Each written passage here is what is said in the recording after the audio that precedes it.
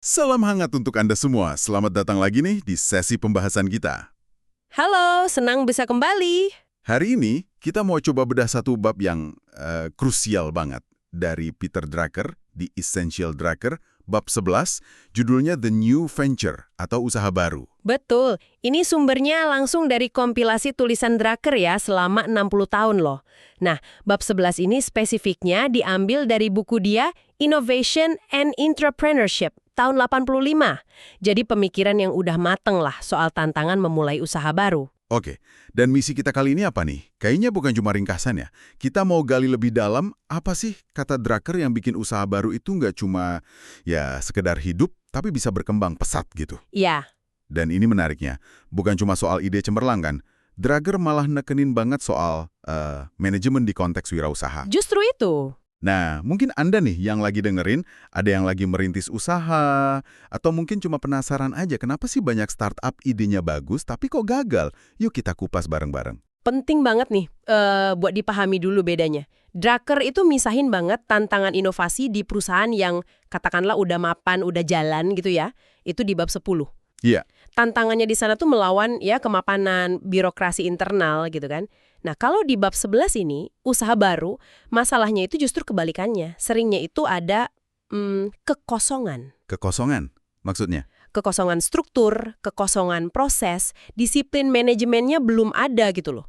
Jadi, ide brilian, produk hebat, itu penting iya. Tapi kalau nggak ada fondasi manajemen yang kuat ya, kayak bangun rumah bagus tapi di atas pasir aja, gampang ambruk. Wah, menarik banget. Jadi, manajemen yang bagus itu bukan sekedar tambahan ya, tapi emang harus ada dari awal banget di usaha baru. Malah mungkin lebih penting dari idenya sendiri di awal-awal. Persis, itu poinnya Drucker. Dia amati penyebab utama gagalnya usaha baru itu seringnya bukan produknya jelek loh. Oh ya, Iya, tapi manajemennya yang ya ampun berantakan. Contoh klasiknya nih, Thomas Edison. Edison, si penemu lampu itu. Betul, penemu jenius, produknya revolusioner banget kan, lampu pijar. Tapi sebagai pebisnis, kurang berhasil dia. Ambisinya gede, mau bangun perusahaan raksasa, tapi selalu mentok. Kenapa? Karena dia kayaknya enggan atau nggak mampu gitu bangun tim manajemen yang solid di sekelilingnya. Oh gitu. Perusahaannya itu bolak-balik hampir bangkrut loh, begitu skalanya mulai agak gede dikit. Terus harus diselamatin sama pemodal yang akhirnya masukin manajemen profesional. Ini pelajaran penting banget sih. Jenius teknis itu nggak otomatis berarti jenius ngelola bisnis. Oke, paham. Ini fondasi penting ya. Nah, sekarang kita masuk ke intinya nih, bab 11. Ada 4 syarat manajemen wirausaha yang kata Drucker itu wajib, mutlak, biar usaha baru sukses. Yang pertama, ini sering banget kita dengar tapi kayaknya pemahamannya suka dangkal. Fokus pada pasar. Nah, Kedengarannya klise ya, tapi Drucker bilang ini penyebab gagal nomor 1. Kok bisa sih usaha yang awalnya kelihatan bagus, tiba-tiba pasarnya hilang gitu aja? Drucker kasih contoh klasik banget dari awal zaman komputer. Univac lawan IBM. Oke, Faktanya nih, waktu itu Univac teknologinya lebih canggih secara teknis ya. Dirancang buat komputasi sains yang rumit gitu. Tapi coba tebak siapa yang menang? IBM kan? IBM. Kenapa coba? Karena IBM itu mau dengerin pasar, mau melayani kebutuhan segmen yang beda, yaitu dunia bisnis. Pasar ini awalnya malah nggak dilirik serius sama Univac. Mereka terlalu bangga sama kecanggihan teknologinya. IBM, dia keluar kantor, ketemu calon pengguna di perusahaan-perusahaan, dia pahami masalah mereka apa, terus dia sesuaikan produk dan cara jualannya. Tapi ini jadi pertanyaan nih. Kalau kita ngomongin inovasi yang benar-benar baru, produk yang belum ada pasarnya sama sekali, gimana caranya kita fokus pada pasar kalau pasarnya aja belum jelas? Riset pasar yang biasa itu masih relevan nggak sih di sini? Kayak nanya orang abad 19 butuh mobil nggak gitu kan? Nah, itu dia dilemanya. Anda nangkep banget. Drucker emang nggak ngomongin riset pasar kuantitatif yang gede-gedean buat produk baru yang belum dikenal. Terus gimana dong? Buat inovasi yang disruptif gitu, riset macam itu seringnya sia-sia. Yang dia maksud fokus pada pasar itu lebih ke sikap proaktif, keluar dari kantor. Keluar kantor. Iya, temui calon pengguna potensial, ngobrol sama orang di garda depan kayak sales, lihat langsung di lapangan masalah yang mau kita pecahin itu sebenarnya gimana sih dialami orang. Lakukan ini rutin, sistematis, terus tanya, Nilai apa sih yang benar-benar dirasain pelanggan dari produk kita? Ingat kata Drucker, produk itu yang nentuinnya pelanggan, bukan kita sebagai produsen. Wah, ini berarti butuh rendah hati banget ya dari pendirinya. Jangan sok tahu gitu ya. Banget. Drucker juga ngingetin, kalau tiba-tiba produk kita laku keras di pasar yang nggak kita duga, jangan anggap itu salah atau malah ngehina rencana awal kita. Justru itu peluang emas katanya. Itu poin krusial banget, Drucker bilang. Terima aja kesuksesan gak terduga itu. Anggap itu sinyal dari pasar. Pelajari kenapa kok pasar itu responsnya bagus. Tugas utama bisnis, kata dia, ya bikin dan muasin pelanggan yang udah ada. Bukan maksa mereka biar cocok sama ide kita. Jadi fokus pasar ala Drucker ini soal peka, adaptasi, mau belajar dari pasar. Intinya gitu, pasar milih solusi mereka, bukan solusi paling canggih menurut kita. Oke, paham. Fokus pasar, itu yang pertama. Kunci kedua dari Drucker, pengelolaan keuangan. Nah, ini nih yang sering jadi horor. Dan ironisnya, Drucker bilang ancaman paling gede itu malah pas usaha baru mulai tumbuh pesat. Loh, kok bisa? Sukses kok malah bahaya? Karena gini, pertumbuhan pesat itu, wah nyedot cashnya cepet banget. Bayangin aja mesin makin kenceng, ya butuh bensin makin banyak kan? Iya sih. Penjualan naik, laba di laporan kertas mungkin bagus kelihatannya. Tapi itu bisa jadi ilusi kalau cash benerannya kering. Kenapa? Jualan kredit, piutang numpuk kan? Produksi lebih banyak, butuh stok bahan baku, barang jadi, lebih gede lagi. Biaya operasional naik. Ini semua nyedot cash. Makanya yang wajib itu bukan cuma laporan laba rugi, tapi analisis arus kas. Harus tajam, proyeksi arus kas ke depan. Nah, Drucker nyaranin banget pakai asumsi skenario paling buruk plus disiplin kelola kas harian yang ketat. Untungnya sih, kesadaran soal arus kas ini udah lumayan lah sekarang dibanding dulu. Ke depan, ini penting, tapi kayaknya nakutin juga buat pendiri baru. Gimana tuh cara praktisnya menurut Drucker? Seberapa jauh kita harus mikirin? Drucker kasih panduan praktis nih. Coba perkirakan kebutuhan modal Anda paling nggak ya, buat 12-18 bulan ke depan. 12-18 bulan. Kenapa segitu? Karena gini, nyari dana itu butuh waktu kan? Apalagi kalau nyarinya pas udah mepet, kas udah tipis. Wah, itu bakal susah banget. Posisi tawar kita lemah, jadi biayanya, bunga atau sahamnya terdilusi jadi mahal. Dan yang paling parah, itu bakal nyita waktu dan energi tim inti dari fokus utama ngejalanin bisnis. Ironisnya, seringkali usaha baru itu paling butuh duit banyak justru pas lagi ada peluang gede buat ekspansi cepat. Jadi jangan nunggu kepepet, antisipasi dari jauh-jauh hari. Selain jumlahnya, Drucker juga ngingetin soal struktur modalnya. Katanya bisa jadi usang seiring pertumbuhan. Maksudnya gimana tuh? Nah, ini menarik juga. Struktur modal kan komposisi utang sama modal sendiri, ekuitas. Yang pas di awal mungkin beda sama pas bisnis sudah gede. Drucker malah punya aturan praksis gitu. Coba deh tinjau ulang struktur modal tiap kali volume bisnis naik 2 kali lipat atau tumbuh kira-kira 40-50%. Oh, ada patokannya ya? Iya, mungkin di awal cocoknya modal semua dari pendiri atau angel investor. Tapi pas arus kas sudah stabil, mungkin utang bank jangka panjang malah lebih efisien. Atau sebaliknya, struktur modal yang nggak pas sama fase pertumbuhan itu bisa jadi kayak rantai, ngehambat gerak bisnis. Terus soal sistem kontrol keuangan secara umum gimana?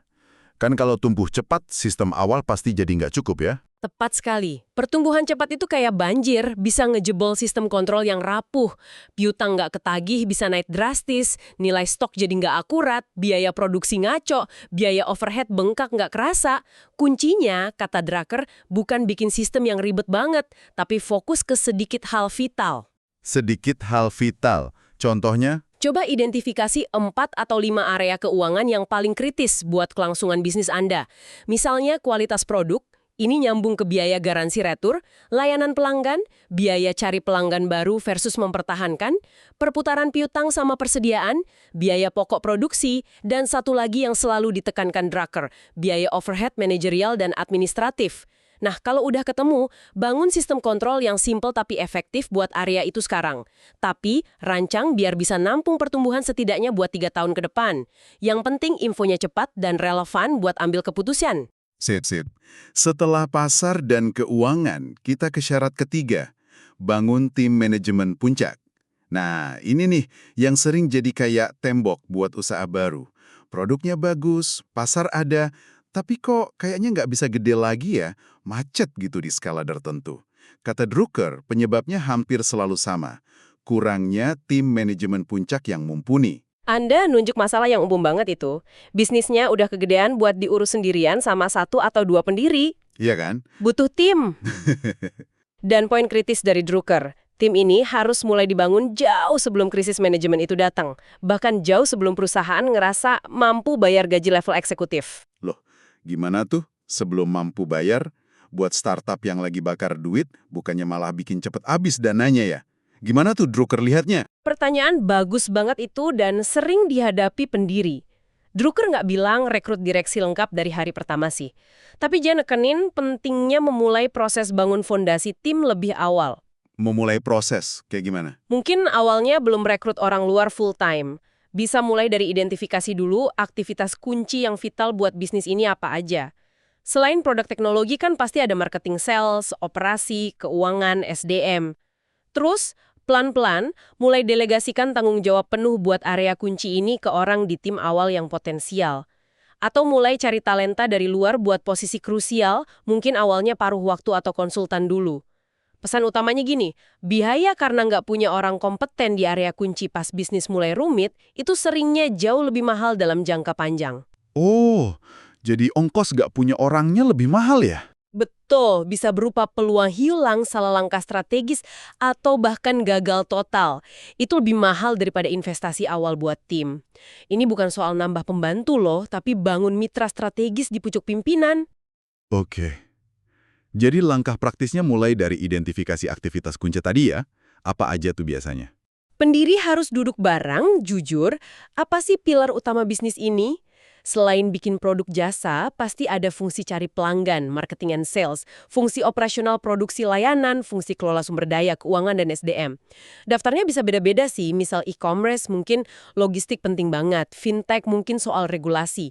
Tapi kata Drucker, 2 fungsi yang selalu ada dan penting di tiap organisasi, itu manajemen orang sama manajemen uang. Pastikan ada orang yang tanggung jawab penuh buat tiap aktivitas kunci ini di lingkaran manajemen puncak. Kayaknya nuntut perubahan gede banget di diri pendiri ya. Dari yang tadinya ngerjain semua, jadi mimpin tim. Fundamental banget perubahannya. Jauh sebelum skala bisnis maksa, pendiri harus mulai belajar kerja bareng kolega, bukan cuma nyuruh bawahan. Belajar percaya sama orang lain buat ambil tanggung jawab gede, delegasi wewenang, bukan cuma tugas, bikin sistem akuntabilitas yang jelas tanpa harus ngurusin perintilan, micromanage. Ini transisi ego dan gaya kerja yang nggak gampang buat banyak pendiri yang biasa jadi bintang sendirian. Nah, ini nyambung banget ke kunci keempat dan terakhir dari Drucker. Keputusan soal peran pendiri sendiri di struktur baru ini. Kan tim udah ada. Pendiri nggak bisa dan nggak seharusnya ngerjain semua lagi. Gimana cara mereka nentuin peran yang paling pas buat perusahaan? Pertanyaan kunci yang harus ditanyain pendiri ke dirinya sendiri, kata Drucker, bukan saya paling suka ngapain ya, atau saya paling jago di mana. Bukan itu. Pertanyaan yang benar adalah, lihat kondisi dan kebutuhan bisnis sekarang dan ke depan, kontribusi unik apa sih yang paling dibutuhkan perusahaan dari saya? Fokusnya geser dari suka-suka pribadi ke kebutuhan objektif bisnis. Dan pertanyaan ini perlu ditanya ulang terus, terutama tiap kali bisnis lompat tumbuh atau ganti arah strategi. Drucker kasih contoh nyata yang oke banget nih. Kayak Edwin Land dari Polaroids sama Ray Kroc dari McDonald's. Gimana mereka nemuin peran barunya? Keduanya contoh bagus soal sadar diri dan fokus ke kebutuhan bisnis. Edwin Land, dia kan ilmuwan brilian ya. Iya. Ia sadar kekuatan terbesarnya itu di inovasi riset dasar. Jadi dia bangun lab riset hebat, terus dia ambil peran sebagai chief scientist atau konsultan riset gitu. Urusan harian perusahaan dia serahin ke tim manajemen profesional yang dia rekrut. Beda lagi Ray Kroc.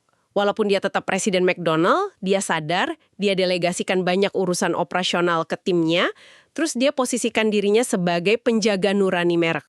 Penjaga nurani merek? Gimana tuh? Dia keliling ke restoran-restoran, mastiin standar kualitas, kebersihan, layanan itu kejaga. Dan ini penting terus dengerin langsung suara pelanggan sama franchisee. Jadi perannya beda banget sama Len, tapi sama-sama fokus ke kebutuhan bisnis saat itu. Tapi nggak semua pendiri bisa kayak gitu kan? Ada contoh nggak sih kalau pendiri gagal pindah peran? Mungkin karena ego atau nggak rela lepas kontrol gitu? Ya tentu ada. Drucker nggak cuma kasih contoh sukses kok. Dia juga ingetin ada jebakan pendiri, founder's trap. Ada cerita pengusaha jasa keuangan, nggak disebut nama sih, yang polanya gitu terus. Bangun bisnis sampai skala menengah, terus dijual. Dia sadar, dia jago dan senang pas bangun dari nol. Tapi nggak suka dan mungkin nggak bisa ngejalanin bisnis yang udah mapan. Oh, jadi dia tahu diri ya? Ada juga pendiri klinik riset medis. Dia sadar kliniknya butuh administrator profesional, butuh penggalang dana biar gede. Tapi passion dan keahlian dia ya di lab. Akhirnya dia milih mundur dari manajemen, balik jadi peneliti. Kuncinya tuh jujur sejujur-jujurnya sama diri sendiri dan sama apa yang terbaik buat bisnis. Dan contoh paling ngeri mungkin Henry Ford sama James Couzens ya. Ini kayak studi kasus banget soal apa jadinya kalau ego ngalahin keputusan rasional soal peran. Waduh, kisah Ford dan Couzens itu pelajaran mahal banget sih. Awalnya, Ford sadar banget kekuatannya di teknik sama manufaktur massal. Urusan bisnis lain, keuangan, penjualan, distribusi, SDM, dia serahin total ke James Couzens. Orang ini manajer bisnis hebat banget, gede jasanya bangun Ford jadi raksasa. Terus kenapa dipecat? Nah, kabarnya sih karena Ford iri dan egonya nggak kekontrol, dia pecat Couzens. Abis itu Ford coba kuasain semua fungsi manajemen sendirian. Padahal dia nggak ahli di banyak area non-teknis itu. Hasilnya, Ford Motor Company mulai mundur pelan-pelan, kalah dominan, dan baru bisa bangkit lagi puluhan tahun kemudian pas dipimpin cucunya Henry Ford II. Ini peringatan keras banget. Ego pendiri yang nggak terkendali itu bisa ngerusak warisan sehebat apapun. Pembagian peran yang pas dan konsisten di puncak itu harga mati. Terus, melengkapi 4 kunci tadi, Drucker nambahin satu lagi nih, yang sering kelewat tapi penting banget, perlunya akses ke nasihat dari luar, outside counsel. Ini buat pendiri usaha baru yang lagi tumbuh. Pendiri itu kan sering rasa sendirian di atas, atau terlalu sibuk sama urusan harian. Nah, mereka butuh banget perspektif objektif dari orang yang mereka hormati, mereka percaya, tapi independen, nggak di bawah perintah mereka. Oh, semacam dewan penasihat gitu ya? Atau mentor independen. Fungsinya apa tuh kata Drucker? Bisa macam-macam bentuknya, yang penting independen dan objektif. Fungsinya bukan cuma kasih masukan buat keputusan harian. Lebih penting lagi, peran mereka itu buat terus ngingetin dan mendorong pendiri biar nggak lupa sama agenda jangka panjang yang strategis. Agenda jangka panjang. Ya, mastiin fokus ke pasar tetap jalan, keuangan sehat terus, bangun tim manajemen lanjut terus, dan bantu pendiri mikir lagi, peran mereka masih pas nggak sih buat bisnis sekarang? Ini kayak jangkar strategis, sama cermin objektif buat pendiri yang sering geraknya cepat banget. Ini syarat pamungkas lah buat manajemen wirausaha yang efektif di usaha baru. Baik. Coba kita rangkim ya, intisari dari bab 11 The New Venture Peter Drucker ini. Pesannya jelas banget ya, bikin usaha baru itu bukan cuma soal ide keren doang. Justru manajemen yang disiplin, yang adaptif, itu jadi kunci biar awet dan bisa tumbuh. Ada 4 pilar utama yang harus dibangun dari awal. Pilar pertama, fokus ke pasar secara nyata. Keluar kantor, dengerin, amati, adaptasi sama apa yang beneran dibutuhin dan dihargai pelanggan. Kedua, kelola keuangan dengan waspada. Utamakan arus kas di atas laba di kertas. Rencanain kebutuhan modal jauh ke depan pakai skenario terburuk. Dan bangun sistem kontrol keuangan yang fokus ke area kritis aja. Terus pilar ketiga, bangun tim manajemen puncak secara proaktif. Bahkan sebelum kita ngerasa butuh banget atau mampu bayar. Karena bangun tim itu perlu waktu. Dan pilar keempat, pendiri harus secara sadar, objektif, dan kadang mungkin pahit ya, nentuin peran di mana dia bisa kasih kontribusi terbaik buat bisnis yang terus berubah, dan peran itu mungkin bukan lagi jadi bintang di semua lini. Oh ya, jangan lupa juga pentingnya nasihat independen dari luar tadi ya. Iya, Drucker itu gamblang banget nunjukin betapa susahnya, tapi juga betapa pentingnya transisi buat pendiri. Dari mentalitas, saya bisa kerjain semua, jadi saya pimpin tim yang ngerjain semua. Ini bukan cuma soal struktur organisasi loh, tapi transformasi pola pikir, ego, dan kemauan buat percaya sama orang lain, ngasih mereka kuasa. Tantangan kepemimpinan yang fundamental banget. Nah, ini jadi mikir nih buat penutup yang menarik untuk Anda renungkan juga di rumah. Seberapa dalam sih sebenarnya kesiapan seorang inovator atau pendiri yang passionnya gede banget sama produk atau idenya buat punya passion yang sama besarnya dalam tugas mengelola bisnis secara disiplin dan bangun tim yang kuat? Bahkan kalau itu artinya harus lepasin sebagian kontrol atau fokus ke area manajemen yang mungkin rasanya kurang seru dibanding inovasi awal. Mungkinkah seperti yang kayaknya disiratkan Drucker ya? kemampuan bangun manajemen yang solid dan tim yang hebat itu sendiri adalah bentuk inovasi tertinggi dan terpenting yang nentuin usaha baru bakal awet atau cuma jadi bintang jatuh. Gimana menurut Anda? Semoga obrolan mendalam kita soal bab 11 dari The Essential Drucker ini ngasih Anda perspektif dan wawasan baru yang berguna ya. Entah Anda lagi berjuang bangun usaha sendiri, kerja di lingkungan startup, atau sekedar pengen lebih paham aja soal apa sih yang bedain sukses sama gagal di dunia bisnis dan inovasi. Terima kasih banyak sudah menyimak, sampai ketemu lagi di sesi berikutnya.